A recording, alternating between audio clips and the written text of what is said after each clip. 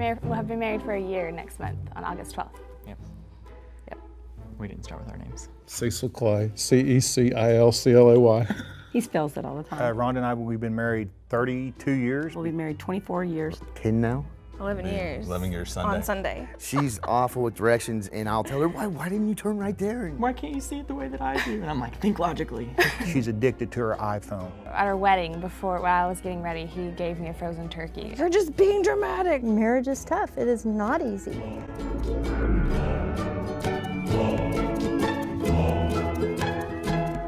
The sex part of it's got to be good. I mean, can I say that? The sex part of it, you might edit that out. Morning. How's everybody feeling? You guys doing good? Awesome. Good to see you all. Wanted to say a quick hello to everybody that's here, maybe for the first time. I always want to take a second and just thank you for spending some time with us this morning. Those of you guys that are watching or listening, there's out there in Periscope land or podcast land. I just want to say hello to you as well. Can we all just put our hands together and thank everybody for being present with us today?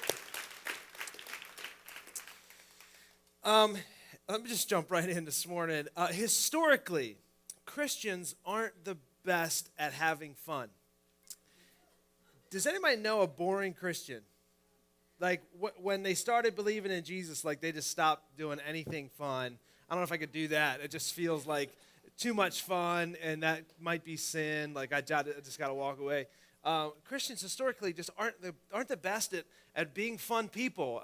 Growing up in the church myself, which I talk about a lot, there was this church culture that was interesting, and if you didn't grow up in it, you missed something because it was quite an experience. Growing up in the church, we didn't believe in playing cards. You couldn't play cards because it was like gambling, and so cards were bad. They didn't believe in dancing, guys and girls dancing, because there was, I don't know, something about dancing that was sinful, so we couldn't do that. I remember when the movie theater was sin. Like you couldn't go watch a movie because there was some type of sin happening in the movie theater. Does anybody grow up under that? It's like, I went to youth camp, and the boys and girls would have separate swim times. And I was like, as a growing boy, I'm like, why don't we swim with the girls? Because that would be fun, right? And they said, well, we don't believe in mixed bathing. I said, well, is there soap in the pool? Like, are we like washing each other's backs? Like, because that's mixed bathing to me. Like, we're just swimming, we're just having fun, and I want to talk to some ladies, like maybe they were onto something there. I don't know.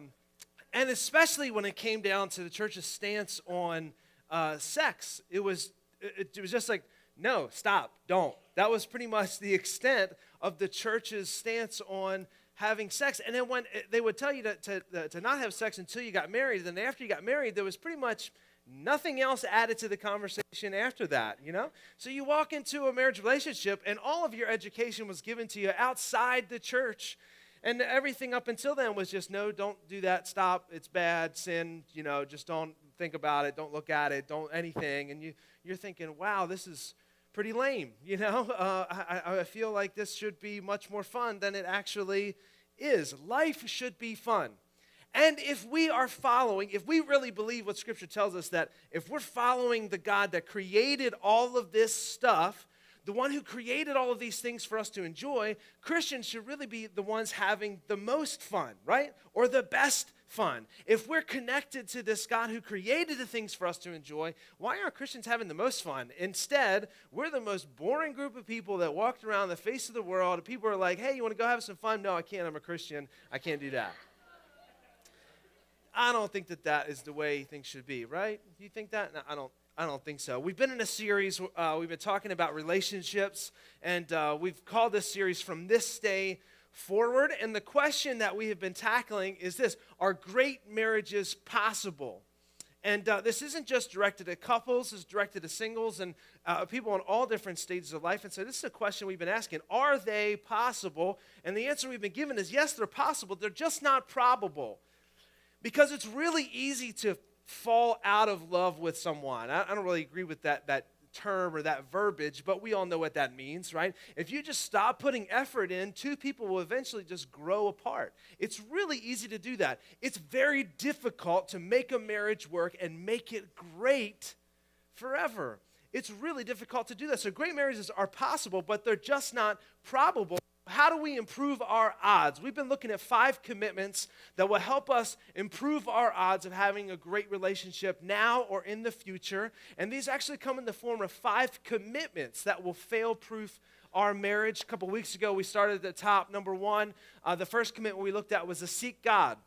That has to be our first priority. A commitment that we make in a relationship is to seek God together. And if we're single, remember we said, look, I'm going to seek my God, which is my 1, while I'm preparing for my 2. And so we took different approaches to that idea of seeking God. Last week, my wife Lori helped me up here talking about fighting fair. This is a commitment that we need to make. If we hope to have a successful marriage or a great marriage, we have to learn how to fight fair.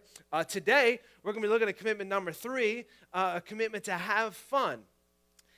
This is something we have to do, and we'll get into it in just a second, but we cannot put this on the back burner. Fun cannot be a luxury if we're going to have great relationships in our life. And this actually extends out into friendships, relationships with our coworkers, and especially when it comes into a marriage relationship. Commitment number 4 we're going to look at next week is to stay pure. A commitment we need to have if we want to have a great relationship is to stay pure. And then 5th and finally, we're going to look at the commitment to never give up. And the reason we call this series From This Day Forward is it's a play on those wedding vow words that are made right at an altar one day where 2 people are staring at each other, but it shouldn't end there. That shouldn't be the beginning and the end of those commitments, those promises. We should make these commitments every day from this day forward. Today, Sunday the 21st of February, 2016, in the year of our Lord, I'm going to commit to seek God with my wife. I'm going to commit to fight fair with her. I'm going to commit to have fun with her. I'm going to commit to stay pure, and I'm going to commit to never give up. And then tomorrow morning, when I wake up, Monday morning, February 22nd, right, that's one day later, on 2016, in the year of our Lord, I'm going to commit to seek God with my wife and fight fair with her and have fun and so forth and so on. Every single day from this day forward, we should be committing to these things. These 5 commitments will help us fail-proof our marriage, our relationship now or the relationship that is ahead of us. Whether you are single or married, these commitments are guaranteed to change your relationship. Far too many people, and I'm going to aim this at singles, far too many people wait until they get married to think about how to be a good married person. But don't you think we should have thought about that before we became a married person, right? We're pros at single life. We're pros at all that stuff. And then we kind of get tired of that stuff. And we're like, hey, I'd like to do life with another person. That would be awesome. But really all we know is how to be single. So what we've been doing and talking about in these commitments, it starts now. Whether you're married or you're single, regardless of where you are, maybe you're newly single and you're kind of starting this all over again. These commitments apply to every single one of us. We have to get in the habit of making these commitments from this day forward, regardless of where we stand on the spectrum of these things. In our marriages, we have to have these habits, these commitments, if we're going to fail-proof our marriage. As Nick had mentioned, today we have some PG content because PG-13, I was going to say PG-13, but anybody seen a PG-13 movie lately? That's pretty raw. Like, I'm not going that far out. So PG, I guess, is kind of where I'm going to land. But we're going to talk about some sensitive content. If you got little ears around you, heads up. You can't say I didn't warn you. So today we're going to be looking at commitment number 3, about having fun. I want to jump into a scripture real quick. Ecclesiastes chapter 9. Ecclesiastes is written by the Song of Solomon. He wrote a couple books, the Proverbs, which is just statements on wisdom. He wrote the Song of Solomon, which we're going to look at in a little bit, which should have like a soundtrack as soon as you open it, because it's all about having some fun, so we're going to look at that in a little bit. And he also wrote this book of Ecclesiastes, which is a book of wisdom, but Ecclesiastes was kind of depressing also because Solomon had everything he could have ever wanted. He tried everything he ever could have thought of. He had more wives and concubines and women around him than he had time in the day for. And so after all those things, he felt like life was kind of meaningless. Like, look, I've tried all this. I have all this stuff, and it's just kind of meaningless. This is not the end of life. This is not the purpose of life. And so there was this kind of meaningless drone through the entire book of Ecclesiastes, but there were some high points in there. And he said, in the middle of this meaningless life, there's some things that we really need to be conscious of. And so Ecclesiastes 9, in the 9th verse, this is New Living Translation. He says, live happily with the woman you love through all the meaningless days of life that God's given you under the sun. The wife God gives you is your reward for your earthly toil. Live happily. Enjoy. I love the word reward. There should be some fun, some pleasure in this relationship between a man and a woman. Under this idea of the marriage, this covenant of marriage, he says, man, live happily. It's your reward. You're working hard. You guys should have fun together. It should be something you engage in and look forward to. Without fun, a marriage relationship just becomes a business relationship, right? These are your tasks, these are my tasks. And when we communicate, it's just to make sure that you did your part and I did my part. Without fun, that's all that a marriage relationships come to, is you're just roommates that share the same last name sometimes, Times have changed. It's 2016. Not everybody changes names anymore, So that doesn't even apply, doesn't even count anymore. Without fun, it just becomes a business relationship. Fun is not a luxury in our marriages. It's a must-have. Fun is necessary. If you don't make time for fun in your marriage, you're going to end up without a marriage. It'll eventually just dissolve. No one falls in love being bored with another person, right? It's a blast. It's fun. You guys are having a good time. Life is just popping. Things are just happening around you. Man, you can't wait to wake up and have another day with a person. And then something happens when we get married. Fun goes on the back burner. So I'm going to tell you today 3 types of fun that every relationship needs to have. This is where we're going to start. Number 1, first type of fun that every married couple must enjoy is face-to-face. Every couple should have fun together face-to-face. Now, we're going to escalate a little bit. I know you're like, this doesn't really sound fun. That's okay. You got to start in first gear. You just don't jump in at 5th gear, right? Everybody know what I'm talking about? So we're going to work our way there. The first type of fun that every relationship needs to have is face-to-face, talking together. You ever been on a date with someone and you had this happen? Would they get a text message and they're mid-story like, oh man, I can't wait to tell you what happened at work today. This was so awesome. It was so crazy. And my boss walked in. Oh, hold on a second. I got to call. I have to take this. And you're left all alone on the other side of the table. Can I get a witness? Anybody ever experienced that before? It's the worst feeling ever. Like, you want to say, hey, can I see your phone real quick? And you want to throw it on the other side of the restaurant, It's the worst, right?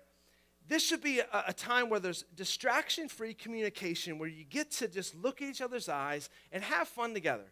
Laugh at stupid people, right? Laugh at stupid things that happen in your life. Tell dumb jokes to each other. Don't take yourselves too seriously when it comes to another person. Take them seriously, but don't take yourself that seriously. You should be able to have fun and laugh and connect and talk to each other freely and openly. In that Song of Solomon we mentioned earlier, this is what Solomon was writing to one of his lovers. I want you to listen to the poetry of his words. How beautiful your sandaled feet, O prince's daughter. Your graceful legs are like jewels, the work of a craftsman's hand. I told Lori these, and I didn't get really the same reaction, but you're not the one I was looking for. Your navel is a rounded goblet that never lacks blended wine. Your waist is a mound of wheat encircled by lilies. Your breasts are like 2 fawns, twins of a gazelle.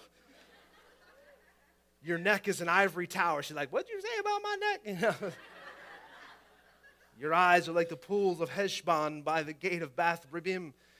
He's like just lavishing this woman with words. I imagine that she was, her engine was purring, by the end of this thing.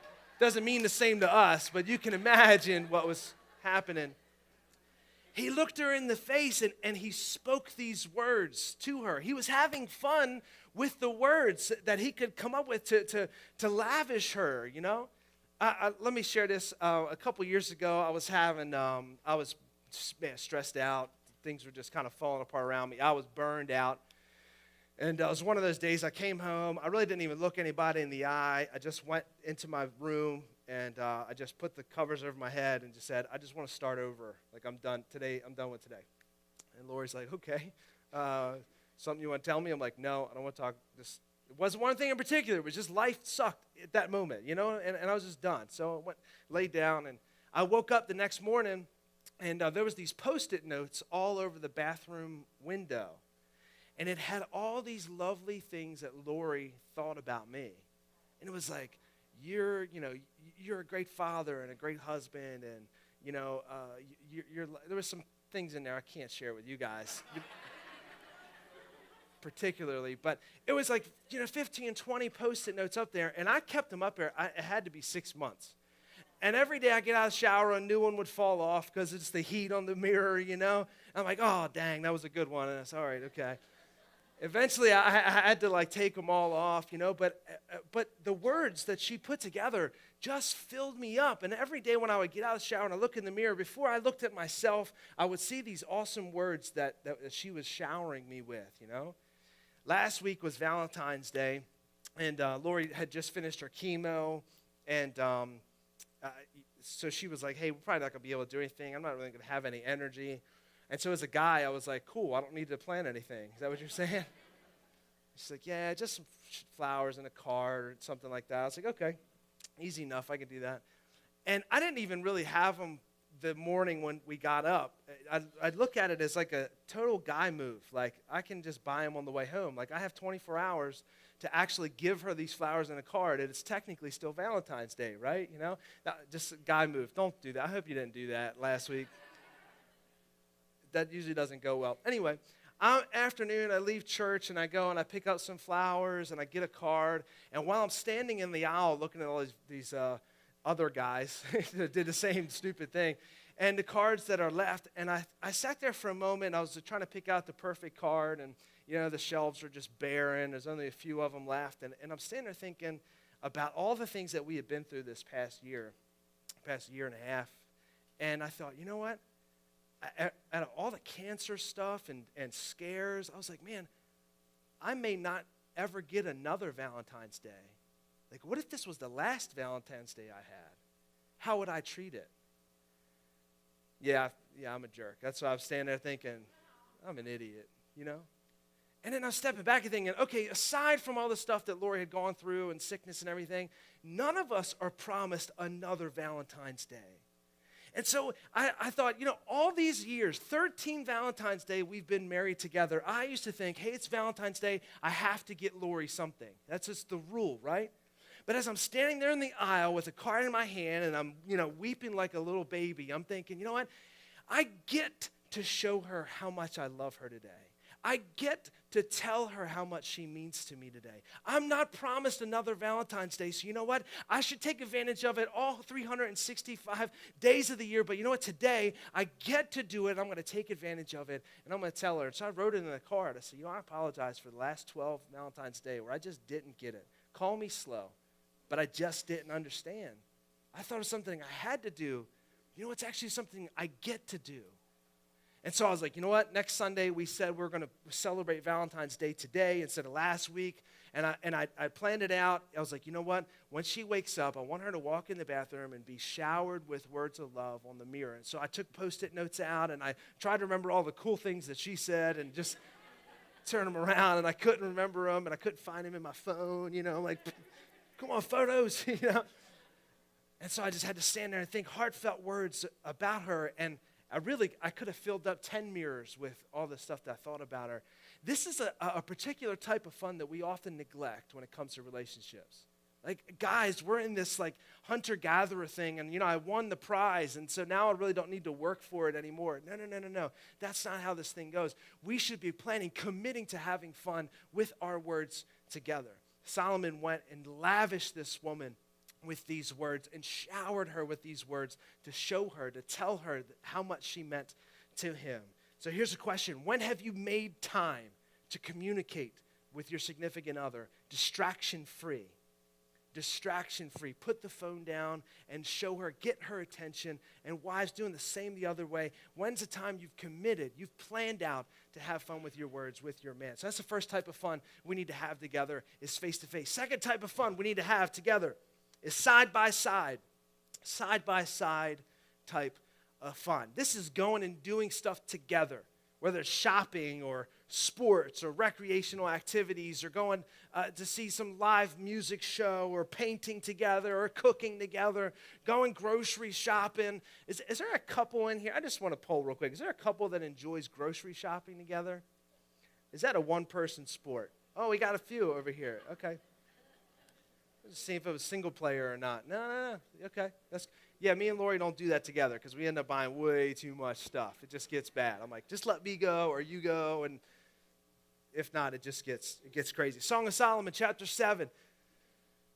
Listen to the way Solomon planned this out together, a side-by-side type of relationship. He said, "Come, my lover, let us go to the countryside. Let us spend the night in the villages. Let us go early to the vineyards to see if the vines have budded, if their blossoms have opened, if the pomegranates are in bloom. There I'll give you my love." We don't really know what that means, but let's assume that he meant it the best way possible, right? Lori and I plan day trips together. We try, like every so often, just go for a ride, to take a day. We drive up to Lancaster or down to D.C. or just somewhere together where we're experiencing life side by side, where we have fun together side by side. We try to commit to these seven sevens, or it's a kind of a pattern of sevens. Like every 7 days, we'll take a day together. Every 7 weeks, we try to plan some type of weekly thing where we experience life together, maybe a little mini vacation or something like that. Every 7 months, we try to do something significant. That's when you probably won't see me on that Sunday. I try to extend it over more than just a 7-day thing or 6-day thing, where I try to clear out everything and just spend some time with my wife, because I love what I do. It's a privilege to be in front of you. But my number one priority is my wife, not the church. And so I try to set that aside and do that. And you guys aren't in a pastoral position, but you guys have jobs. Guys and girls, you guys have jobs. And your number one priority is not your career, it's your spouse. And so you should push that aside and spend some time with them. And then every 7 years, if you follow the pattern out, try to do something significant, a long-range trip or something that really you can pour into each other. So point being, there should be some type of fun side by side where you're experiencing life together, where you're doing things together. And so here's the question I'll challenge you with. What activities do you have planned together this week? So there's a theme that you're going to find. If you don't plan it, it won't happen. If you just expect it to one day just to pop up and oh, this is the day we'll go do this, it's usually not going to work that way. What plans do you have? What type of activities do you have planned together this week? So second type of fun is side by side. Third type of fun that every couple needs is belly to belly. That's the best way that I could say it and still get by, still keep my job. Belly to belly type of fun. Let me read this verse for you. Maybe this will explain a little bit better. Proverbs 5:18 and 19. May your fountain be blessed, and may you rejoice in the wife of your youth, a loving doe, a graceful deer. May her breast satisfy you always. May you ever be intoxicated with her love. Yeah. Right? Can we just, the Bible. The Bible is awesome. Solomon, bro. Anybody remember first Karate Kid? Daniel's son's walking around like, man, when you going to teach me karate? Oh, you have me, sanding the deck and painting the fence and waxing your car and fixing your house. And Mr. Miyagi's like, show me paint the fence. And he's, it was a move, And he showed me sand the deck. And he goes like this, and it was a karate move. And I was like, whoa, this is pretty awesome. Show me wax the car. He's like, pow, pow, pow, pow. He's like, I know karate. I didn't even know it. Let me show you this. Ladies, let me tell you. Men can make anything sexual. Just like Mr. Miyagi can make anything karate, guys can turn anything into sex. Can I get a witness? Yeah, I'm cutting the grass. But I'm thinking like Solomon's thinking, you know what I mean? Yeah, of course I'm cleaning the bathroom, but I'm like, you know what? Maybe when I'm done this, I'll have some time, you know. I don't need a lot of time. I just, you know. Cooking some lunch. I'm thinking, you know what? Maybe she'll come and say like, wow, babe, I can't believe you would cook for our family. You know, and something cool will happen like right then. Like, so I'm like, yeah. Pancakes, you know. It don't take much. Guys can make anything sexual. So it's not the problem of wanting to. We just have to learn how to have this type of fun in the proper way. Lori and I usually talk about it this way. Men are like microwaves, and women are like crock pots. So here's the guy's way of looking at it. I'm going to open the door, I'm going to push a couple buttons, and this thing should be ready. And so that's how they look at a woman. Hey, I'm going to push a couple buttons, and she should be ready to go. But on the other hand, women are like this. You put a couple ingredients in, close the lid, set some time, couple hours, come back and check on it later. And she looks cool with like it taking all day for that, whatever's in there to be ready, right? Like she's comfortable with that. I don't know how to do a crock pot. Like, throw it in, close the lid, hit the button, I open it up, it's still not ready. You know, and I do it again. So ladies, let me just, let's just talk a little bit. Let me talk to you guys first, before I get myself in trouble. So it's not a problem of wanting to. It's about our approach, right? And so men, we have to have an approach. We can't just expect to push buttons and ding, what we're looking for to be there for us. It doesn't work that way. Women, on the other hand, let me challenge you to make an approach, to set the timer on the crock pot to as low as possible, to try to find a recipe where it doesn't take 6 hours to get going. But I understand you guys look at things a little bit differently. Laura used to tell me all the time, she said, hey, sex starts in the morning. I'm like, yeah, that's what I'm talking about.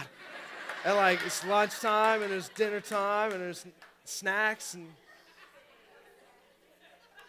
she's like, no. She's like, hey, it starts in the morning, it's us talking together and, or praying together and connecting. And then, I kind of stew on that all day and simmer on it. And, maybe later in the day, it's kind of culminated in this moment of sex together. I'm like, that sounds terrible. Like, why can't we, like a couple times. She's like, no, it's not how my body's wired. It's not how I think about it. It's not how I view it. And so I was like, well, let's meet in the middle.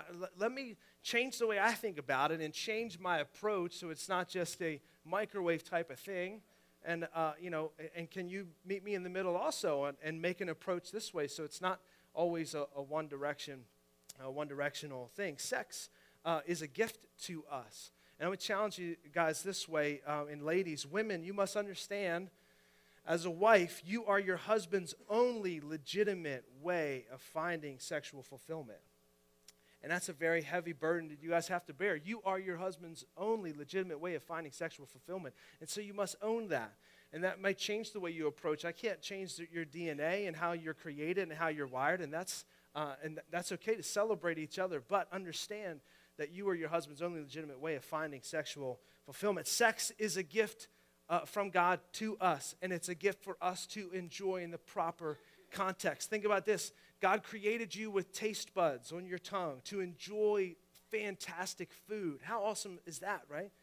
God gave us ears to where we can listen and hear the beauty of music and those masterful things that have been created throughout the centuries. He put eyes on our bodies so we can view this awesome painting of a sunset that he paints anew every single day. God created us with this ability to enjoy creation.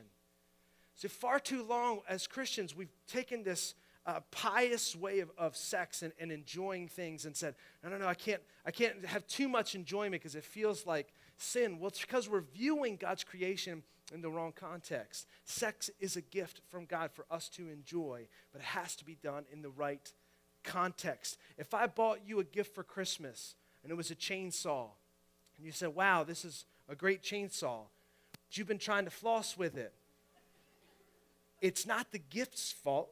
It's how you're using it, right? God gave us a gift of sex. And a lot of us are falling into different traps and complaining to God that these things aren't working out, and we're finding ourselves in situations that we didn't dream of, and we're saying, God, why did you give this to me?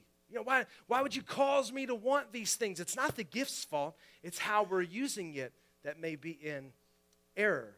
Sex is a gift for God to be celebrated in the context of marriage. It's the culmination of our commitment together. It's a celebration of love. It is fun, and it should be celebrated in that way. But it has to be celebrated in the context in which God designed it to happen. I found these stats this week by a secular group called Happify. These researchers that went and did a study about sex. And I love the fact that secular research reaffirms what we already find in Scripture, which I thought was pretty cool, but I want to share some of these stats with you in context of sex. It says a typical American has sex 2 to 3 times per month. You're nudging your spouse, being like, hey, we're not too bad, right? So you're thinking in the back of your mind. 96% of people believe that sex is better when there's an emotional connection to a person, not a one-night stand type of relationship. Married people, check this out, have more sex than singles do. Which is good, But if you're married, you're thinking, oh, man, they're out there running the streets, and guys got new girls every night. No, that's not true. Actually, 61% of married couples to 18% of singles. Here was a question they posed. Does more sex mean more happiness? The research said that it actually is not true. They asked couples to double the amount of sex that they would have in a typical month, and they found that it would lose its pleasure because it became a duty. Like, oh, we have to do this again. We have to. There's something we got to do. Is like checking off a box, and so it actually lost its fulfillment. And they said I gotta watch what I'm saying. They sound the right amount of sex. The sweet spot is how they listed it on their research, was actually 1 time a week or 2 to 3 times per month a couple would have sex. So it wasn't more than that or less than that. It was actually right in the middle. They found was the happiest for people. Improving sex, they said, was a way to do that was trying to add some type of physical connection before or after sex. It was some type of cuddling. It wasn't just the act of it. And so they said to improve it, there needed to be some type of connection beforehand. They said to improve sex, it wasn't just something that happened in the bedroom. They said tasks outside the bedroom and throughout the day actually played a big part into their couple's sexual fulfillment. And so it had to do with changing dirty diapers and taking out the trash or cooking or daily tasks throughout the house actually improved what happened in the bedroom. That just sounds like a woman's type of stat. Like they wrote that in there. Like, we didn't really ask that question, but let's just put it in there because we know it's true. That's how it feels. It said when women take on the lion's share of domestic duties, both partners reported lower satisfaction with sex in the relationship in general. When the women had the lion's share of duties in the house, there actually was less fulfillment on both sides. And so let me just take a second. It's not in my notes. Guys, honor your wife. Honor the woman you're with. Don't say that, hey, this is all your job over here. I want you to change the way you actually view what happens in your house. As a priest of the home, everything that happens in your house is your responsibility. Every task is your responsibility. Everything that needs to be done is your responsibility. And if your wife decides to pick up and do that thing, then you should be grateful that she took it off your plate for you. So instead of saying, it's about time you did that thing, You know it's Tuesday. And if you talk with your neck, see me after class. We've got to have a discussion. Sorry. But if you're looking at it, hey, this is your job, this is my job, it'll always be in a state of ingratitude and about time. But when you flip the script and say, you know what? If she wasn't here, all these things would have to be my job anyway. And if she decides to pick up some of them, you know what? I'm going to be grateful that she took it off my plate for me because she knew that I just couldn't get to it. Or I'm not going to do it the best way. So I want to be grateful to her. So let me tell you this, guys. Honor your wife outside the bedroom. It'll pay dividends in there. It'll pay dividends in your whole relationship. Honor her in everything you do, not just when it comes to sex. If you wanted to improve sex, 3 quick things. Communicate. Communicate preferences. Has to be discussed. It has to be something you guys talk about. You can't assume the other person can read your mind because they cannot. Ladies, we cannot read your mind. So communicate to each other. Each of you. Number 2, change the routine. New place, new time. Just mix it up. Do something crazy. Put on a Dora show. You got 30 minutes. Just find something new. Mix it up. Parents with kids. Y'all know what I'm talking about. You know what I mean? Teen Titans Go. I don't know if you got boys or whatever. Teen Titans. Let's go. Anyway. Thirdly, I'm trying my best to stay with what I have here because it gets bad when I don't. Number 3, stress actually decreases sexual fulfillment. So be less stressed. Don't carry the same stress into the house that you have at work. Or maybe spouses help pick up some of the stress from each other. Less stress actually improves sexual life, sexual fulfillment. Last couple questions before we end.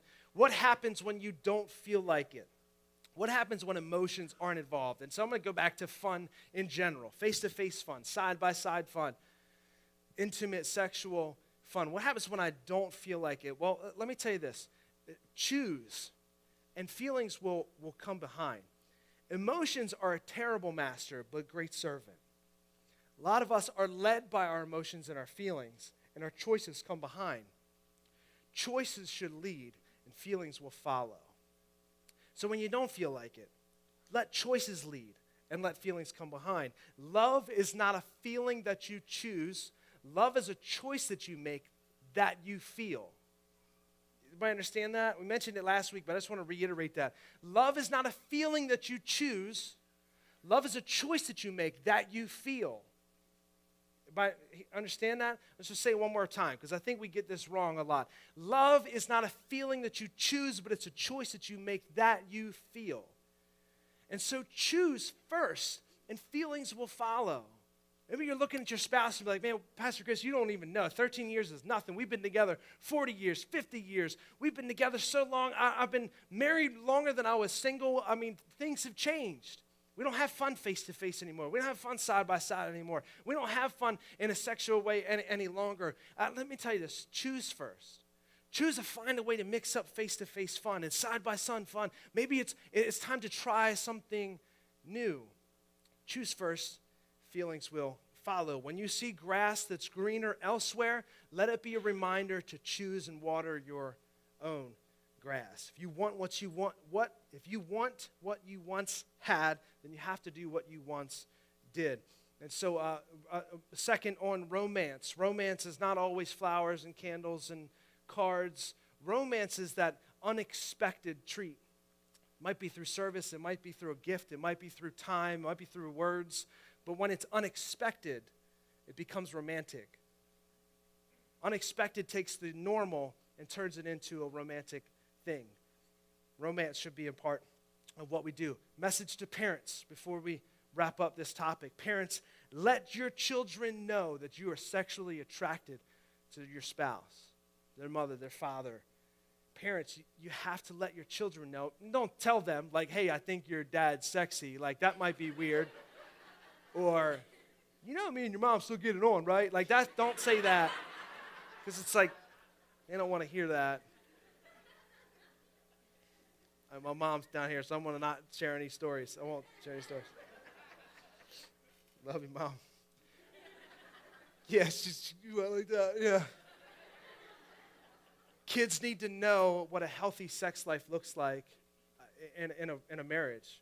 A lot of times we keep that behind closed doors, and it's something that we never talk about. They don't even know that you're even interested in each other. But when kids get into a marriage, they have no context for what a healthy sex life should be in their own marriage. And so they should understand, man, my dad was in his 50s or 60s, and he was still, slapping my mom on the butt. Like, he still found her attractive. I need to value my wife, and it's not something you just enjoy at this young age, but throughout your life, they need to know what a healthy sex life looks like. Singles, I'll address this to you as we wrap up this morning. Fun, have it. Have fun. It should be something you practice now, but it has to be done the right way in the right context. Do you have fun with a person face to face? Sure. Do you have fun with a person side by side? Sure. Then there's no doubt that you will have fun with that person belly to belly in the context of marriage. See, a lot of us have flipped this upside down. Let me see if I'm sexually attracted to them. Oh, I am. Well, let's see if we like to do stuff together. If we like to do stuff together, well, let's see if we can actually have a solid, sane conversation together. And we flip this upside down, and it ends up just toppling in front of us, and it never really stands because there's no foundation on this. Fun taken outside of this order is the equivalent of putting oil in the gas tank and gas in the engine. Your car might start, but it's not going to go very far. Having fun outside of God's prescripted order is like using salt in a recipe that calls for sugar and baking soda where it calls for flour. You might pull something out of the oven, but you probably don't want to eat it, right? It looks like a relationship, but really isn't made up of the right things. Fun taken outside of God's prescripted order, his design is like taking an Aston Martin, a $120,000 sports car that's meant for the road, meant for the Autobahn, taking it off-road in your cousin's backyard. You'll be sitting in a car, but you won't be moving for very long. You will have what looks like a relationship, but it won't fulfill you and it won't fulfill them because it's outside of the design in which God created it for. And so he created relationships to have fun together. Not that when you get together, fun ceases. No, it should increase through the entirety of your life. But when we have sexual fun outside of the context of marriage, we're messing up the recipe and the design in which God created it for. So what if we committed to have fun together from this day forward, today? Even if you're not in a marriage, you're not in a relationship, what if we committed to having fun from today on together? We're going to have fun with people face to face. We're going to have fun with people side to side. In a marriage, we're going to have fun. We're going to have sexual fun together because how God designed it. What if from this day forward we committed to having fun together? What if we decided to let choices lead and feelings follow? What if we decided from this day forward to do it God's way, to love how he would love? What if today we decided to let choices get us out of the rut and make fun a priority in our marriage? What if from this day forward we decided to love like God loves us? Let me ask you guys to take a posture of prayer this morning as we wrap up today. This is a difficult one to talk about. It's fun, and we celebrate this idea of fun together, but a lot of us have done fun the wrong way for a long time. So sometimes it's some wounds that come when we talk about these things. Reminded of some hard times, reminded of some ways that we made mistakes. The difficulty with loving like God loves is that none of us will really be able to do it unless we've experienced God's love ourselves, his unconditional, without fail love. So let me just take a moment this morning and remind you that God loves you with a love you can't fathom. And it's not based on what you can do well. It's not based on what you've done right. It's not withheld because of what you have done wrong. His love for you is without condition, and it renews every single day.